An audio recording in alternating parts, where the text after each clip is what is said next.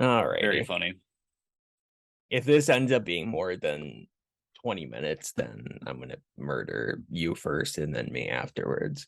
I'm assuming that it will be, but I hope it doesn't. It doesn't make any sense for it to. Let's say that. Okay. Right.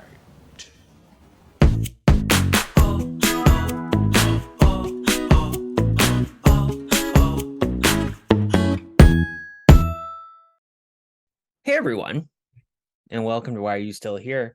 This is a special bonus episode that I did not anticipate, but let's jump right into it.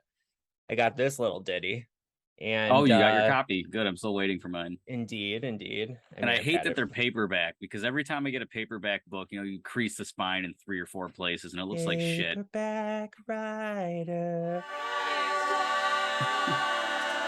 I'm expecting only half of that to be picked up by this microphone for whatever reason. But yeah, so I got it. Smells like book. And it changed everything for me. Everything changed. Because I was not expecting it to be that different. Yeah, and now he it hates the is movie so even more than he did. substantially different. And anybody who has read through this bad boy loves it. Like, I have not encountered somebody who hasn't loved it yet. And they're like, why wasn't the movie like this? And honestly, I don't know. I mean, first instinct says that, they made up a bunch of shit. That's what you thought. But you can kind of tell when you're reading it, the shit that's made up and the stuff that's not, just because it's like stupid details and stuff. When they get really in depth about certain things, you're like, this had to be a scene. It just had to be.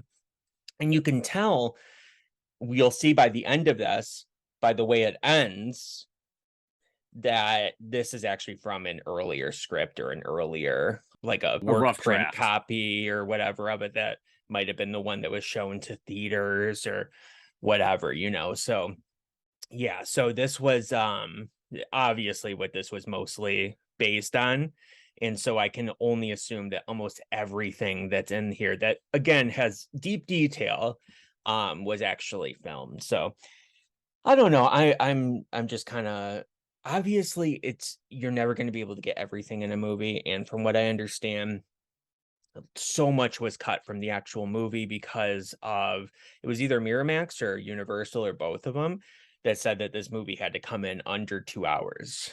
So they were forced to cut so much stuff. And from what I understand, it was mostly Michael stuff, unfortunately. So some people might disagree with that and say, I didn't want more Michael in it, but you know how we I don't feel know about who's it. going to say that. Yeah, it's people that are like,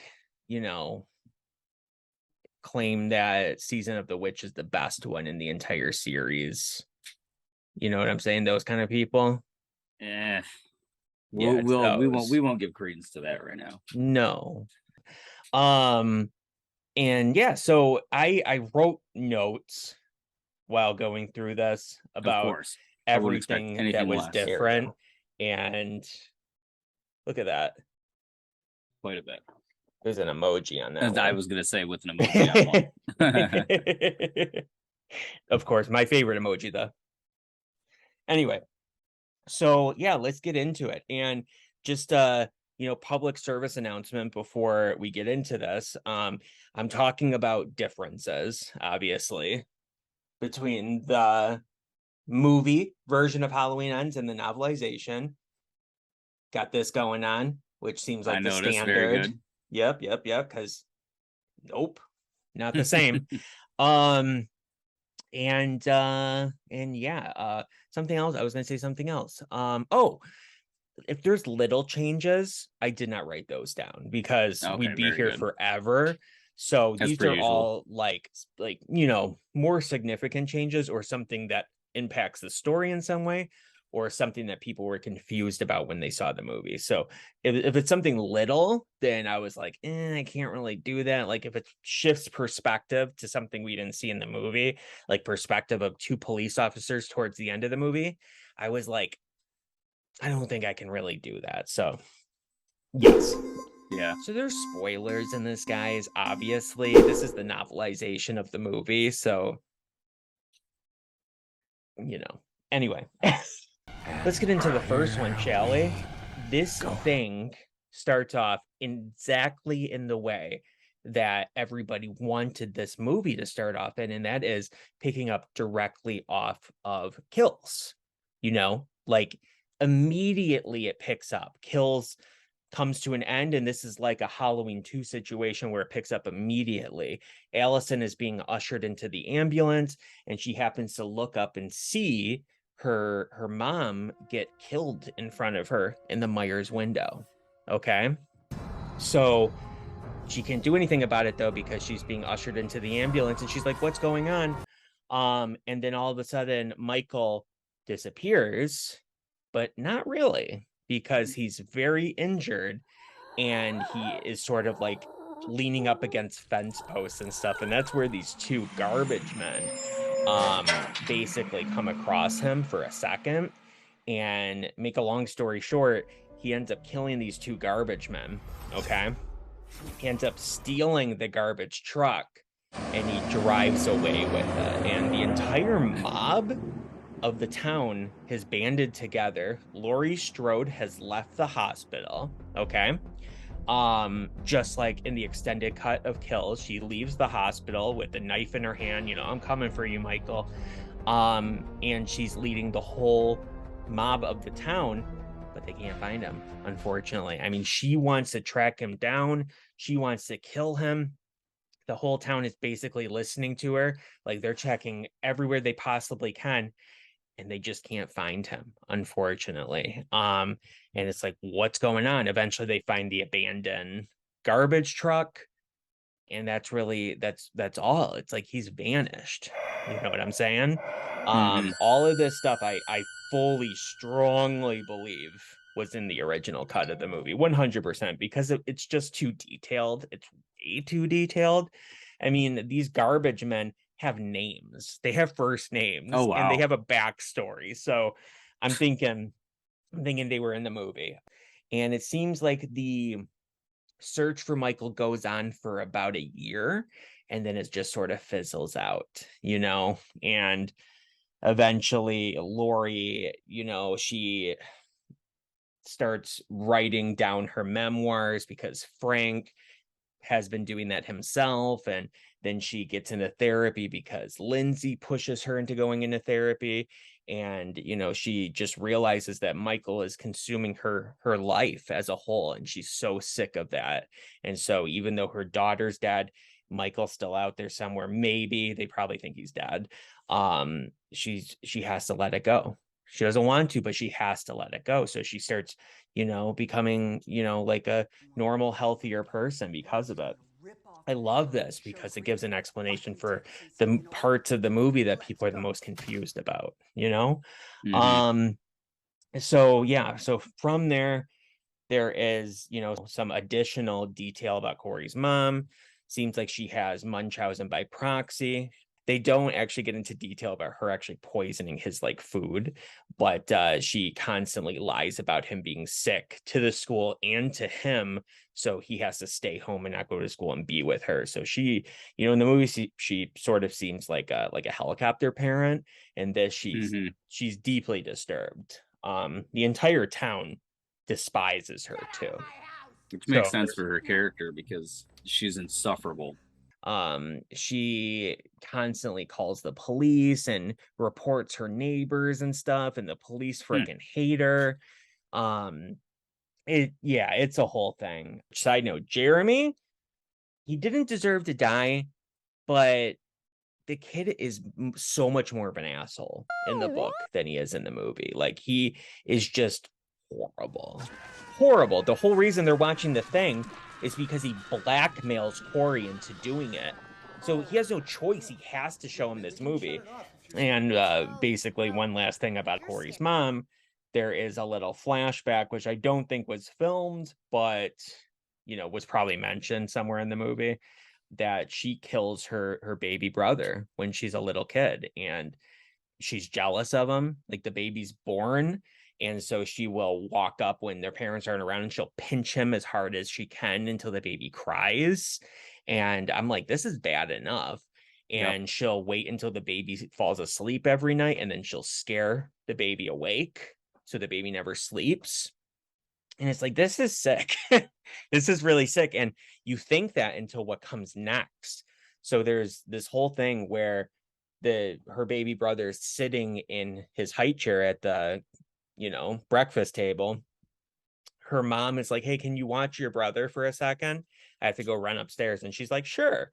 And it says that they're all aware that he can't be sat too close to the table because he'll kick his feet onto the table, flip himself over in the high chair and hurt himself, right?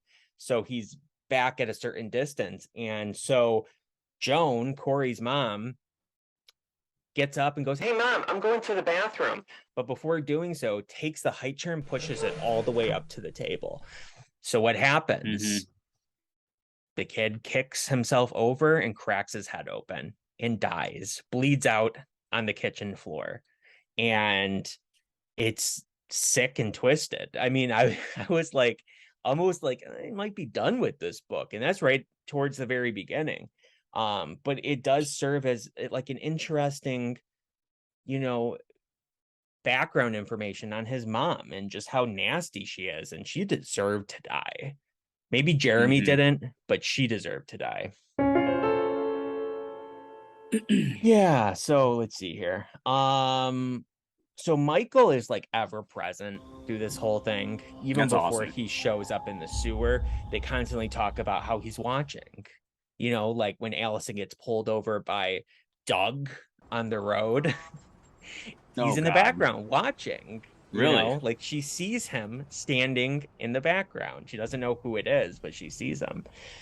So it's a whole thing. And something about Doug as well is he was portrayed not either he wasn't portrayed 100% as the script intended, or they cut out things, because apparently there's like background. They talk about how Allison met Doug and how their early relationship was and stuff, and he's like a legitimately nice guy.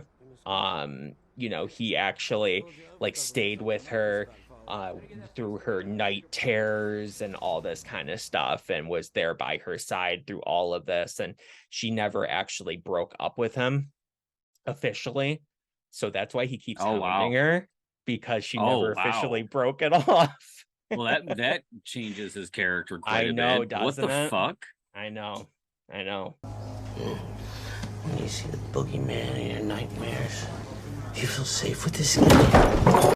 Yeah, so there is like an entire scene with Julian at the doctor's clinic, and he's acting like Julian, like how he does in 2018. If I had some other kind of babysitter, she'd be reading me a story. I wouldn't be up clipping my nasty ass toenails.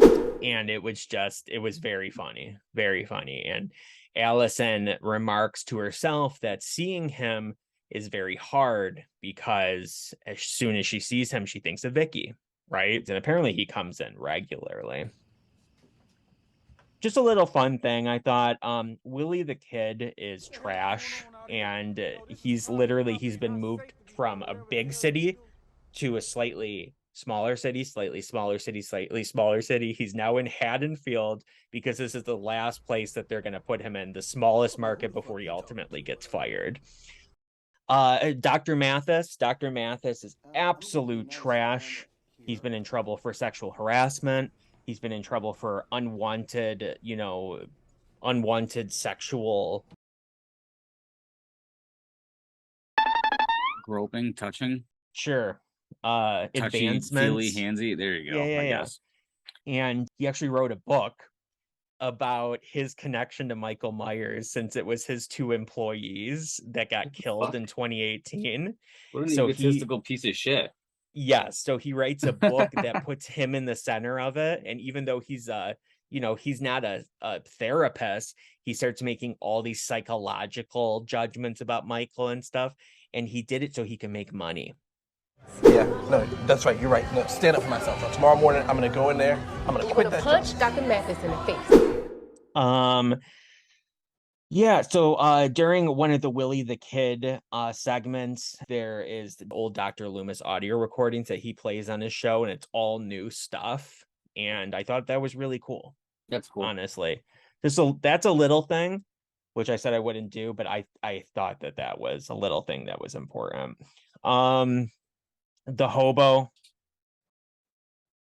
The hobo is Michael Myers. No, not really, but he basically is. I mean, he's a mental patient named Nelson Christopher,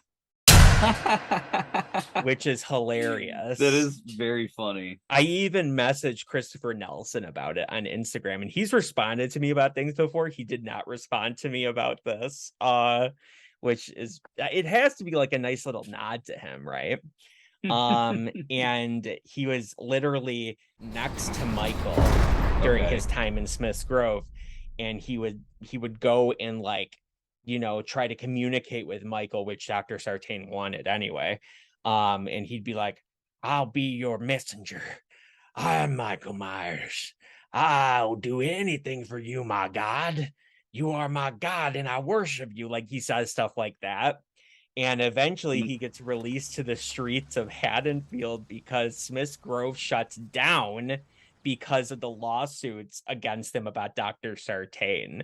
So he goes and finds Michael and sets up camp next to him. And he's possessed by Michael, just in the same way that Corey ends up being. And he does all the dirty work for him. He brings the people to Michael. And also, bonus side note, Nick Castle was offered that role and he turned it down. So, wow. Yeah, kind of weird. He would rather be the see anything you like, you know. Anyway, which is a blanket and you miss it cameo. Yeah, so the hobo's weird. Michael stumbles across a little girl that's in the woods who has been kidnapped by her father. Her mother's looking for her. He's extremely abusive, and he thinks, like, well, if I can't have her, then I'm gonna steal her and I'm gonna keep her. And he keeps her attached to a chair with ropes wrapped around her, right outside. And Michael emerges from the shadows he's on the way to the slaughterhouse. We'll get there, trust me. And he basically stares into the eyes of the little girl and transfers, you know, his part of his evilness to her. I guess it's like a Tom Riddle situation. Like, you can split it, you know, 7 different ways, because it's not like he's giving it up and now he's just a shell that's going to fall down. He keeps giving it to people, right? So whatever. And she is able to, you know, basically get out of the restraints and murder her father. And there's this really cool moment, and she's like 6 years old. There's this really cool moment where basically the father's like looking up at her next to the campfire, which I can just picture how cool this would be. He remarks to himself, not only that she's holding a knife, but that her eyes have become black. And who's standing behind her, just staring down and watching? It's Michael, right? And she proceeds to stab the father until he's dead, and then Michael just moves on. And how cool is that? How freaking cool is that? Yeah, just like another 6-year-old that murdered a family member. So good. Yes, exactly. He goes and he ends up at the slaughterhouse that is still operational at the time, and he basically just retreats under it. I don't know if there's a basement or he just finds a way under the floorboards. And again, this is what he does after he abandons the garbage truck, right? And he just lives for a year, maybe over a year, I don't know, under the floorboards of this slaughterhouse, and he eats the scraps of meat that fall down through the cracks of the floor. Very gross, but it's like, it explains how, you know, he managed to survive. So you watch the movie and you're like, he's lived in this nasty ass sewer for 4 years. Nope, he did not. It gets abandoned in a year, which is why I said that he lives under there for maybe a year, because he's not getting scraps anymore at that point. And there is a couple that comes by and you know, Halloween night 2019, same night that, Jeremy Allen falls. And they're just like going there for like some Halloween fun. And actually the girl is the girl that Cameron made out with in 2018, so a year prior to this at the the Halloween party. Yep. But she got over that and stuff, and basically Cameron died, and so she had to move on with life. And there's basically this whole thing where they're in the slaughterhouse, the abandoned slaughterhouse, when Michael emerges, and it is so cool. Like, if somebody was like, what is the one thing you want out of all of these, that would be like one of the top things, this entire scene, because it is so cool. Basically, and it's one of mine that have asterisks next to it as well, 3 of them. The boyfriend gets killed in a really nasty way inside the slaughterhouse. The girlfriend takes off running. There's this really cool, like, the way that the book is,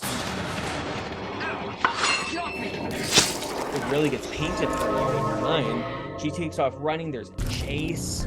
She runs up a tree, but she's like hurt by this point, and she's trying to stay quiet, on top of this tree. Michael walks down and just stops under her. No particular reason for that. She said that he smells her.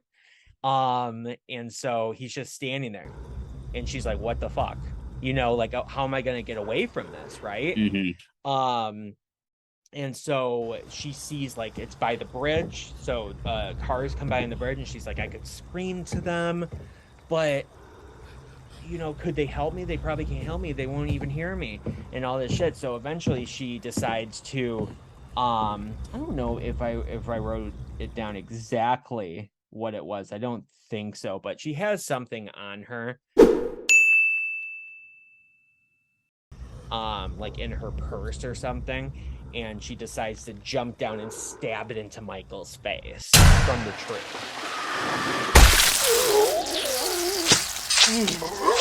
And he gets knocked down, and then she just takes off running, right?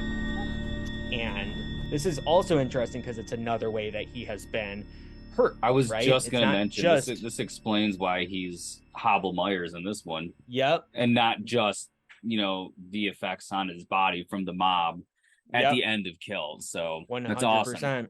Yep. And so she hurts him pretty good, and she takes off running. She starts running towards the bridge, but then she sees like a pipe, like a sewer pipe. So she starts running down that, trying to be super quiet, walking through the muck. She keeps looking behind her. He's nowhere to be seen. And then all of a sudden, she starts hearing pounding on the side of the sewer pipe. And she's like, he's found me. And so she looks around and finds a piece of rebar. Okay? And so she goes and she walks out to the other side. She's like, I'm gonna stab him with this rebar, and he ends up taking it from her and stabbing her through the body with it. Rebar through the body. That's so pain. Into water, into like shit water, because she's in the sewer. Yeah. And I was like, God, that's so cool. So cool. And then we take a break from seeing Michael for a while. He kind of disappears after that, which is fine, no problem. It focuses on Joan a little bit. Joan goes on a shopping trip. Joan is Corey's mom, where she's literally decides that she needs more rabbit sculptures for her house. She's obsessed with rabbits. And then she goes into a store and finds a Halloween display and starts destroying it while screaming, everybody doesn't love Halloween, right? This is bullshit. We need more. Not everybody loves rabbit statues. Exactly. She's like, we need more rabbits in this town, not goblins and ghouls. Damn bitch! And the employee's just like, Lindsay is in it statues so much more. Like, Lindsay shows up at their house to hang out with Allison and Lori. Allison has one-on-one hangouts with Lindsay You know, like they walk down the street with each other one night and smoke weed together. Like Lindsay is so prevalent. She's like the third main character. Wow. And it's crazy to me how much either that wasn't shot or Kyle Richards just couldn't do it because of scheduling reasons.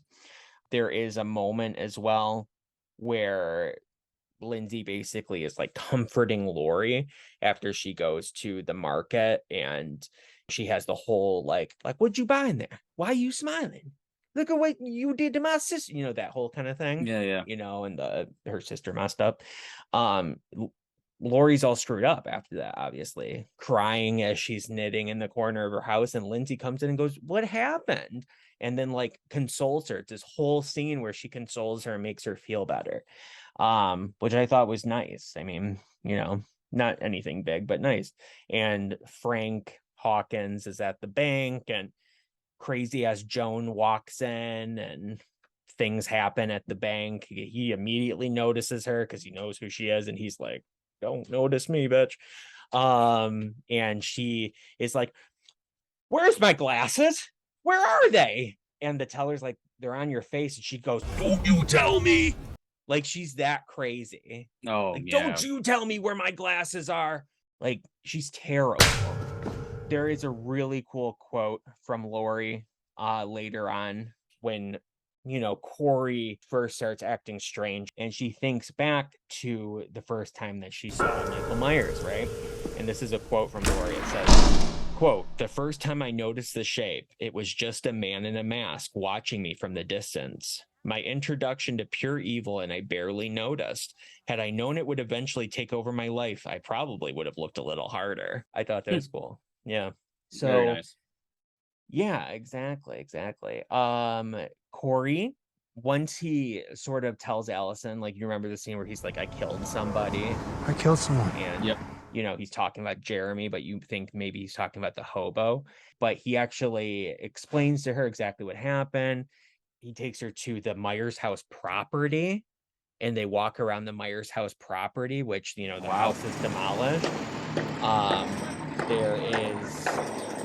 They go to a memorial fountain that's across the street from the Myers house, which has all the victims' names etched into it from the night of 2018. And that fountain actually makes a couple you know, appearances in this, which I think is really cool. Corey briefly takes Allison to the area under the bridge. They don't make it clear why, but it's almost hinted at that maybe he's contemplating giving her to Michael, you know. So there is that for like a second, and then she goes, "How about we go get something to eat?" Because she's creeped out, and she doesn't see Michael, but they're there in that area, and he goes, "Okay, fine," and they go get something to eat. There's quite a few flashbacks with young Frank, young Lori. It's kind of littered out throughout the whole book. They mention how Karen was mostly raised by Lori's mom, which is a little bit of a cool detail because we don't really know anything about Lori's mom. Yep. You know, I told you, I'm not your mother. Boy, that escalated quickly. So she would leave her there for like 6 months at a time and then go Holy pick her shit. up again. And yeah, so that's briefly mentioned. She's out at bars, like trying to seduce guys. Like she's just drinking, drugging, you know, having sex like crazy. That's what Lori's doing after the events of 78. And she even seduces a guy named Elvis, okay, who becomes a police officer later on. But he brings her back to his like trailer, and basically, you know, she's like, "Let's go into your bedroom," and he's like, "This girl's so fucked up."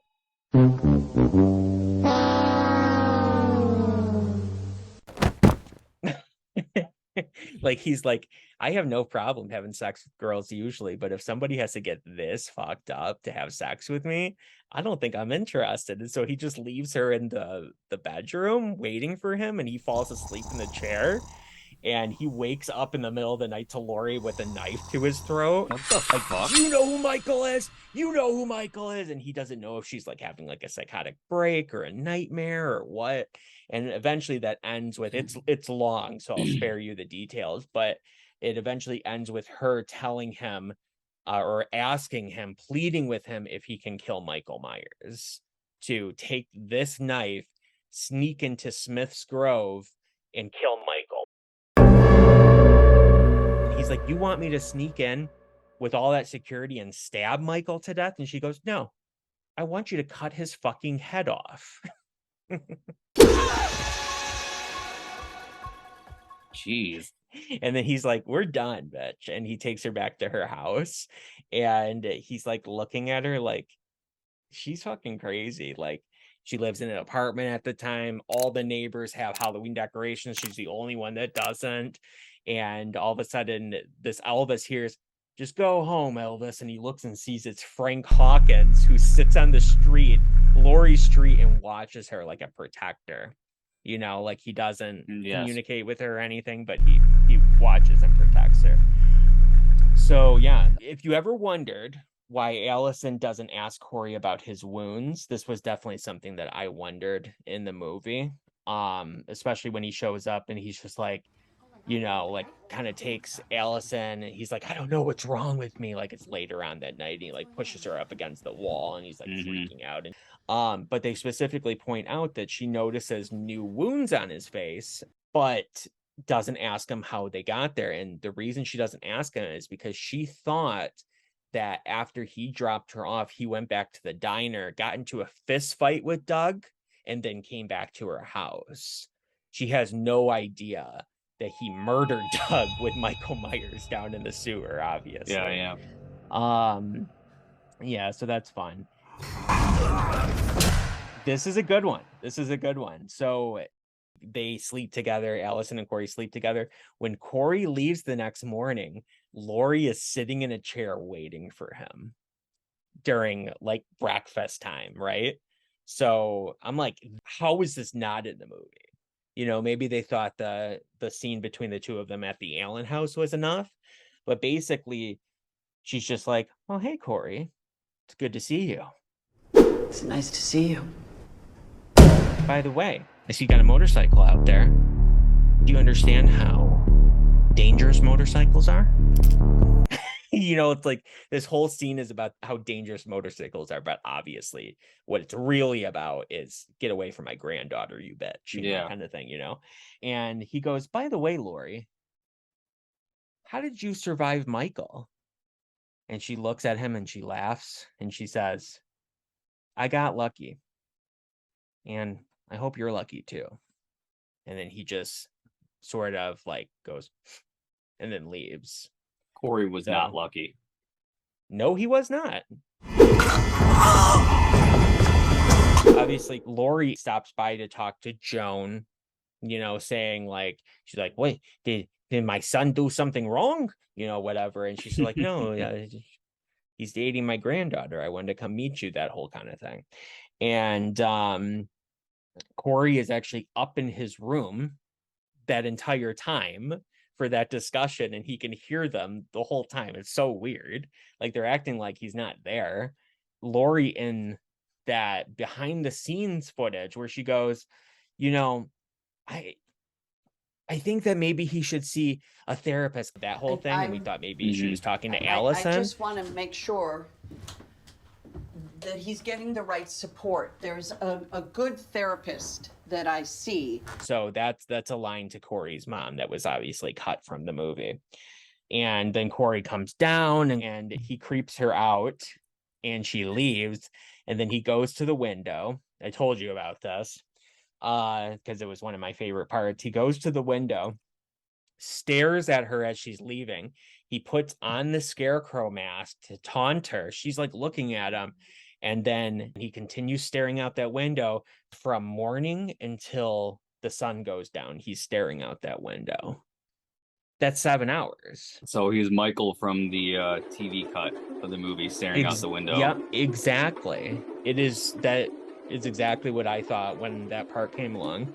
And I'm like, that's really good. I like that because there's not a lot of ways that he is like Michael Myers other than wearing masks and killing people, right? Like he doesn't really stop talking in the movie. He doesn't do weird, creepy shit like that, like staring in a catatonic state.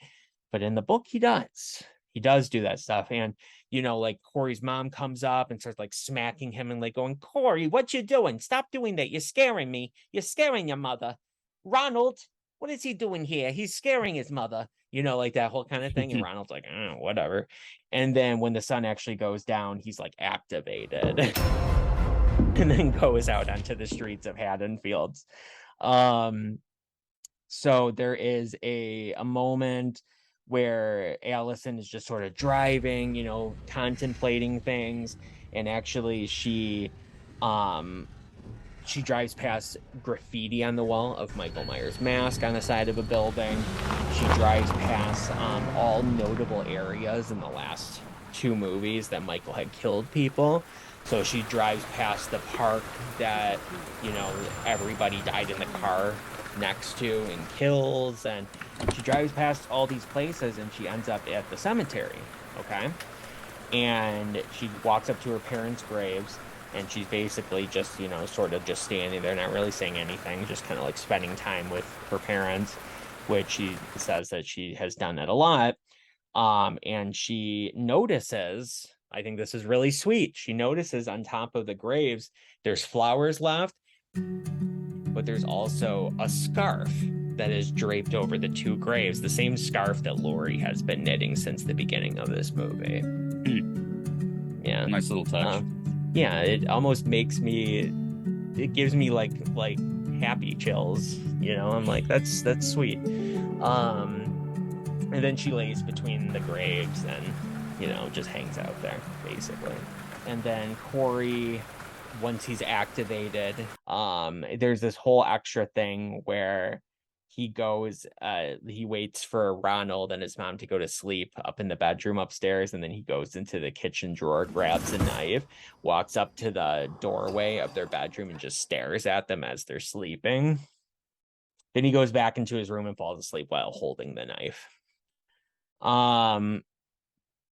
Also, later on with the knife, Corey cuts his hand. It's a big thing that he doesn't feel pain, and he constantly talks about that. So he like cuts his hand, and he mentions that it does hurt. So don't know what that means. Then he drives past Allison's house, and Laurie's sitting on the porch waiting for him and tries to intimidate him. She sees him, and he's on his bike, obviously, and he gets off a couple houses down, runs behind a tree, and immediately Laurie sees him, goes, I can see you, Corey. No, you can't. Which would have been a weird moment in the movie. And then he goes to the Allen house, and this is, you know, very interesting. He takes that knife with him. He goes into the attic, and in a fit of rage, he destroys the whole attic with the knife. And then he basically steps over the ledge of the staircase, and he drops. He falls the same distance that Jeremy did from the top to the bottom, and hits the floor, doesn't die, and then just sleeps there until the next morning, where he's woken up by Laurie doing the same thing with the chair she had come in, obviously, just like in the movie. And one little nice touch, though, is the fact that she's been there all night long watching him sleep. She didn't just show up in the morning. Super weird. Terry's dad is a complete asshole, obviously. Change a tire on a goddamn automobile. Fucking genius. And they mentioned that, you know, Terry is a Tramer. It's a boy!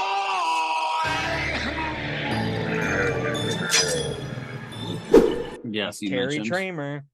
And that they moved back from another state, I think it was Florida, because his dad had to take care of the auto shop that was owned by his father, Ben.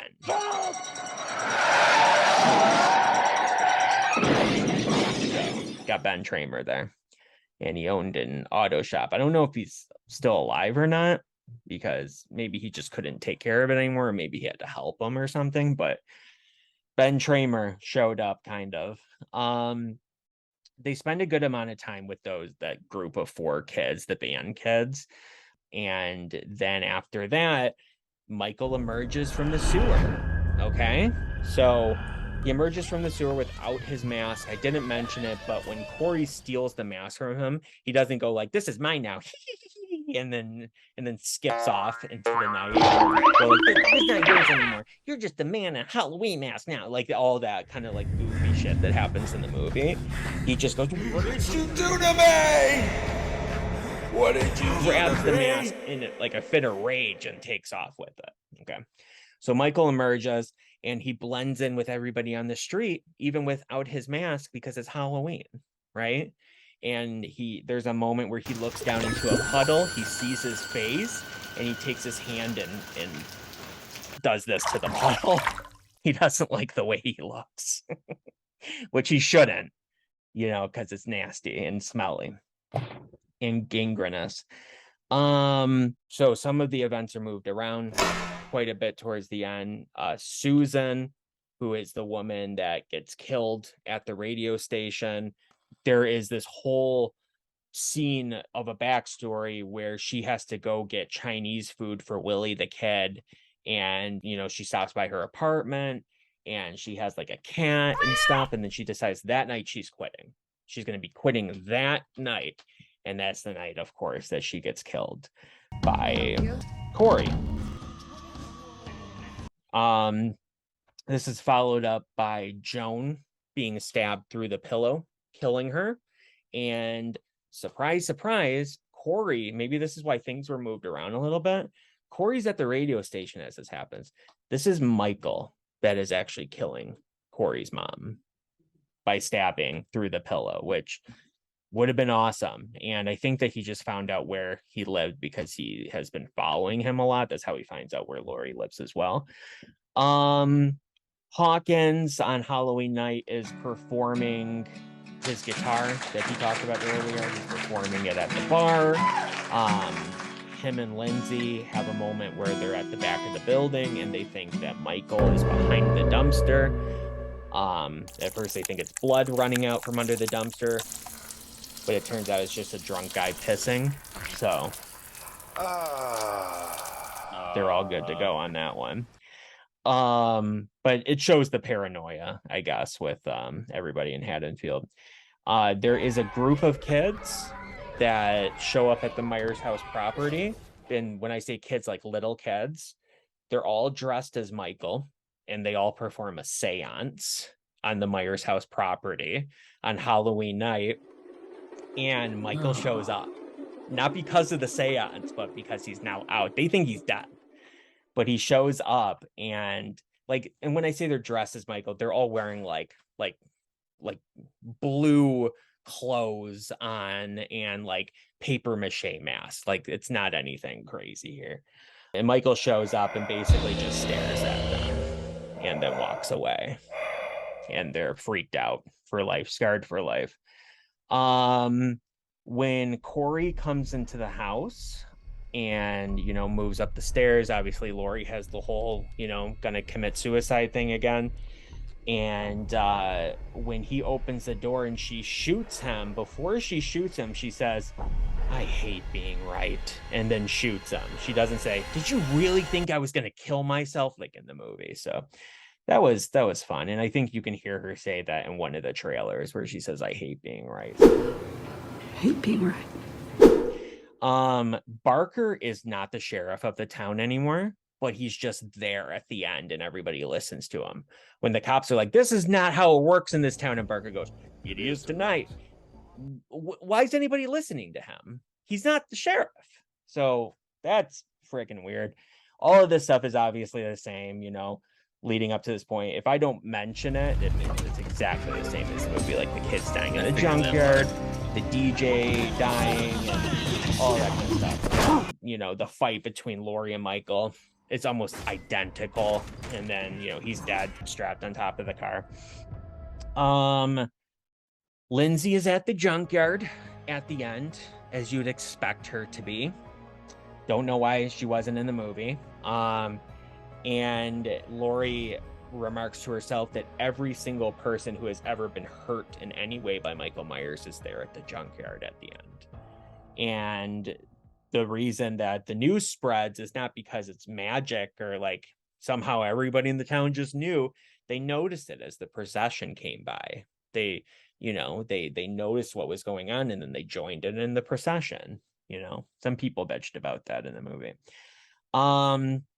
After all of that, the movie has its epilogue, and Allison stops by, the junkyard, the car shop, and they finally fix her muffler on her car, and she's about to leave town. She doesn't even stop by Laurie's house.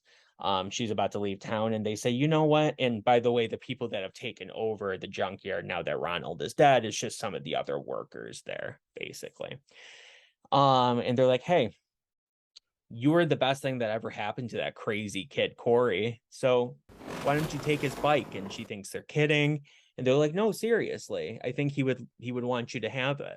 And Ronald would probably want you to have it too. So she ends up taking the bike, putting it on a little trailer that's attached to her car. And so now she's going to have Corey's motorcycle. She stops briefly by the diner, and then she leaves town. And that's it for her. New beginnings. Laurie finishes her memoir. Fear moves through all of us. She highlights the entire thing and she deletes it. I know. Well, that's fucking stupid as shit. I know. And I'll tell you why. Because it's what this very last bullet point is. I told you it was going to be a good one. And Frank comes up to the door, knocks. He leaves the basket of fruit behind. But there's no talk of cherry blossoms. There's no sitting down next to each other having a decent conversation. In fact, she walks out. She's super weird. Frank notices it, and he's like, I brought you some fruit. And she's like, yeah, I don't need it. And then closes the door and goes back inside.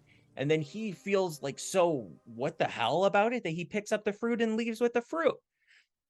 Vegetables, I think is what they are, but whatever. So he's walking away with the basket of vegetables, and he turns around and looks back at the house, and the way he sees Laurie retreat from the door into the shadows of the house, it gives him an awful feeling in the pit of his stomach, raises the hair on the back of his neck, and he now knows that the evil from Michael has transferred into her. All right, well, the movie did that way better.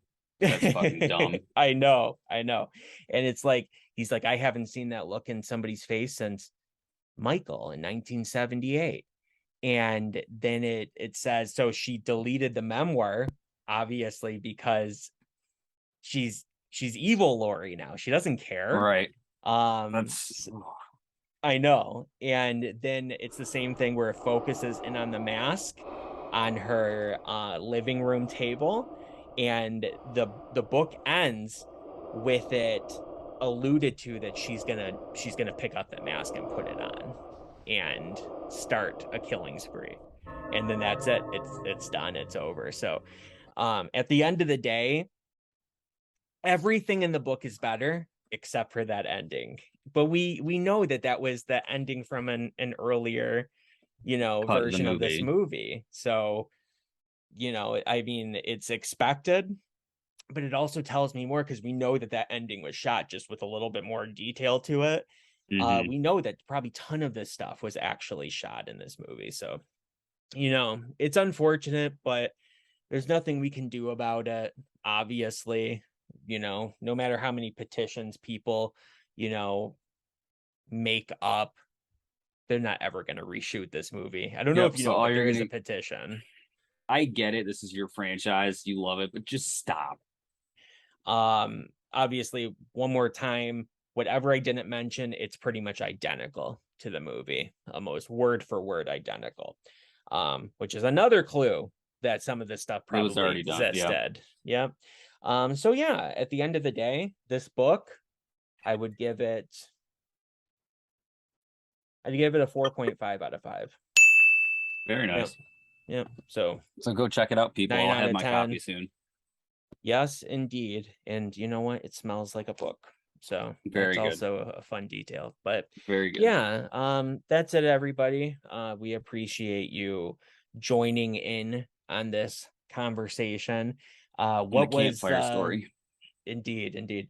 What surprised you the most about this, and what out of everything I said, what would you like to see the most? If they came to you tomorrow and said you can have one of these, which one would you go for? Or did you hate it? I don't know. Michael Comment in the below, slaughterhouse. let That's us what I want to know. see the most. That would be very, very cool. Yes, I agree. That's like one of 4 for me that I would love to see. But yeah, thanks for joining us, everybody. Thank you, everybody. Let's thank Lucas for sitting there listening to all of us. He knew a little bit about it just because I can't keep my mouth shut, but yes, that's it. You know, hate saying this, but I gotta say it. Make sure you hit the like button. It helps us out so much, truly. Yes. Our videos that get a lot of likes, they take off massively. Like we get like 900 to 1,000 views on the ones that are highly liked, and the ones that aren't liked by people, you know, They get people thrown are to the watching wayside them at this point, but they're not being liked, and they're just not being shown around, unfortunately. So they'll have like 50 likes. Yeah, 50. I wish 50 likes. They'll have like 50 views, you know. So it's, and all our stuff is pretty much just as good as the next. So only reason for that is obviously the liking button, but whatever. So thank you, Thank you, everybody. Enjoy. We hope you have a wonderful rest of your holiday season, and we'll see you soon in the next video. All right. Bye for now. Stay spooky.